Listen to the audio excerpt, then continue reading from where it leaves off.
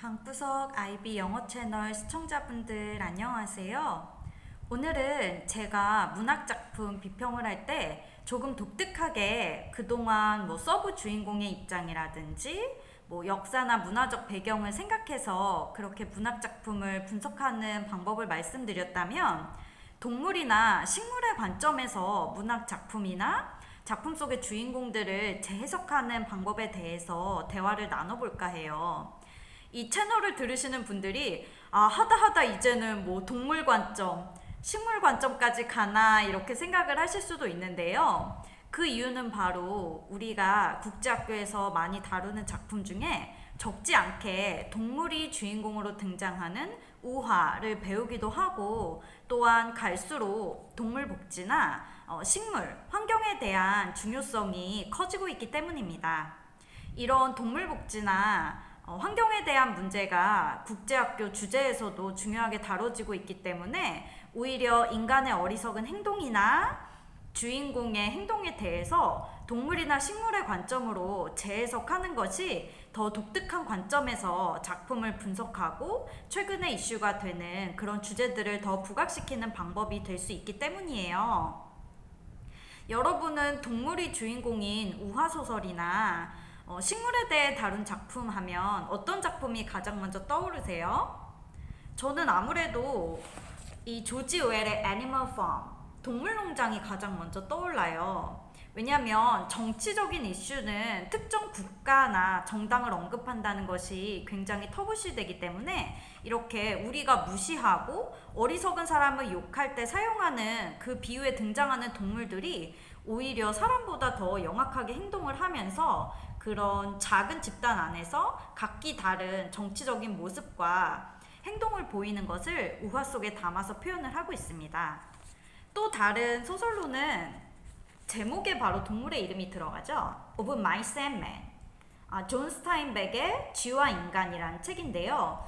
이 책에서는 주인공이자 마지막 결말에 비극적으로 죽게 되는 그 주인공이 이 작은 동물을 좋아하고 만지는 습관이 있었는데, 마치 그 가지고 놀다가 원치 않게 죽였던 동물들처럼 이 작은 쥐처럼 자신도 그 역사와 그 상황에 의해 희생되는 모습을 역설적으로 보여주고 있습니다. 이걸 오히려 덩치 큰 주인공을 아주 작은 쥐의 관점에서 다시 인물들과 소설의 내용을 비평을 쓴다면 색다른 관점에서 작품을 해석할 수 있겠죠. 작가의 의도에도 더 부합할 수 있고요. 그리고 또 세계적으로 유명한 소설 The Little Prince, 어린 왕자에도 보면 여우와 장미가 등장해서 특히 여우가 우리에게 중요한 것에 대해서 사람의 관계나 의미, 시간의 소중함에 대해서 많은 것들을 이야기해주고 있습니다. 어린 왕자가 여우나 장미를 가르치는 것이 아니라 오히려 여우에게 많은 깨달음을 얻게 되죠. 그래서 그 아름다운 대사를 통해서도 이 작품을 다시 해석할 수 있을 것 같아요. 그리고 파이 이야기라는 제목으로 알려진 Life of Pi. 이 작품은 이제 표지에도 등장하듯이 이 보트에 호랑이와 단둘이 남아 생존한 소년의 이야기인데요. 소년의 관점으로 소설이 쓰였지만 오히려 이 호랑이의 관점에서 이 소설을 재해석한다면 정말 재밌을 것 같아요. 한번 도전해 보면 어떨까요?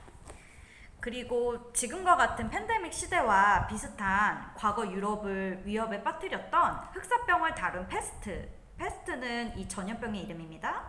라는 소설에서 오히려 쥐나 고양이의 관점으로 인간들의 어리석음과 다양한 행동, 그리고 전염병이 퍼지는 것, 현대사회에 우리가 전염병이라고 할 수 있는 것들에 대해서 적어본다면 더 독특할 것 같은데요. 왜냐하면 이 소설의 주인공은 의사이기 때문에 굉장히 전문적인 직업이고 위생이나 질병에 대한 이해를 가지고 있는 직업군이지만, 마침내 사람들이 질병이 퍼지는 것이 끝나갈 때 쥐가 다시 찍찍거리면서 돌아다니고 고양이들이 돌아다니는 모습을 보면서 너무나 반가워하고 기뻐하는 모습을 통해서 우리가 평소에 무시하고 신경 쓰지 않았고 함부로 밟아 죽이던 그 동물의 소중함에 대해서 다시 깨닫게 해주고 있습니다.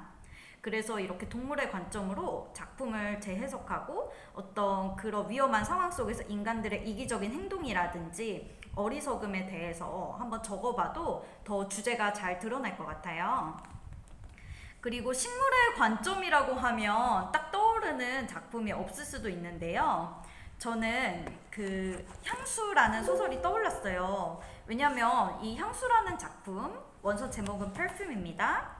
영화로도 유명한 이 작품은 내용이 워낙에 충격적이기 때문에 그 향기의 천재, 향수 제조의 천재가 그 소녀들을 연쇄살인해서 최고의 향수를 만드는 잔인한 내용으로만 부각되어 있지만 사실 그 소녀들을 죽이는 내용이 꽃의 비유가 돼서 그 향수를 만드는 프랑스 남부의 유명한 마을에서 정말 수천 송이, 수천 톤의 꽃을 함부로 재배하고 후속 조치도 하지 않은 채 단 몇 방울에 비싸게 팔리는 그 향수 엑스트랙을 만드는 과정이 그런 인간의 잔인함과 자본주의의 잔인함에 대해서 보여주고 있습니다. 어쩌면 작가는 그 사람을 죽이는 모습을 너무나 잔인하게 묘사하는 것보다는 이렇게 꽃을 희생해서 향수를 만드는 과정을 통해서 역사상의 그리고 자본주의상의 약자와 희생자들에 대해서 그런 학대의 내용을 간접적으로 보여준다라고도 해석할 수 있는데요. 제가 소설 향수의 한 장면을 읽어드리겠습니다. 이제 꽃에서 엑스트랙을 추출하는 과정인데요. 이 부분에서 꽃송이를 마치 이 소설 안에서 희생된 소녀들처럼 의인화하여서 표현해서 우리에게 그 학대라는 것에 대해서 말을 해주고 있습니다.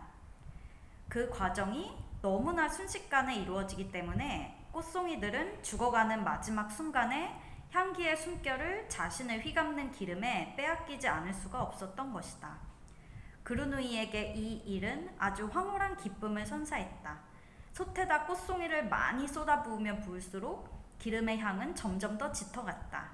그러다가 결국 이미 생명을 잃은 꽃송이는 향기를 전부 잃어버리는 대신 기름이 꽃향기를 자신의 것으로 만들어버리는 것이었다.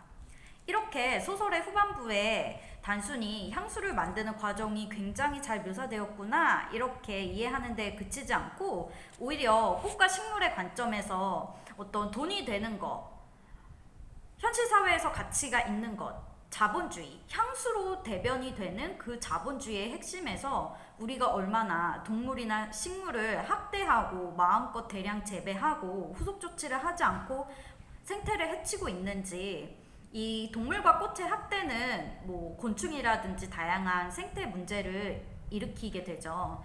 그래서 과거에는 작가가 이런 의도를 하지 않았더라도 우리가 현재 관점 그리고 IB 영어 시험과 국제학교 과정에서 중시하는 환경과 생태의 관점으로 이 작품을 식물의 입장에서 다시 자신들이 어떻게 학대를 당했는지, 인간들이 얼마나 그 자본주의와 자신들이 원하는 것을 잔인하게 추구하는지, 그리고 향수를 만들기 위해서 자신의 동족을 수천 톤의 희생을 했음에도 결국에 같은 동족인 사람, 소녀까지 희생해서 그 몇 병의 향수 엑스트랙에 집착하는 모습을 오히려 꽃의 관점으로 더 잔인하게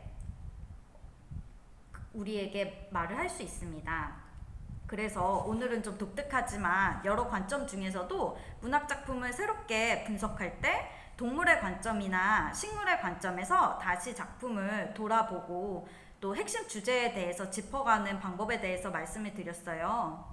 이렇게 문학시험에서는 내용이나 주제뿐 아니라 문학작품의 기법도 중시하기 때문에 그 에세이를 적을 때 화자를 다르게 하는 것도 또 색다른 접근이자 방법이 될 수 있다는 것을 소개해드렸습니다. 오늘도 영상 시청해주셔서 감사합니다.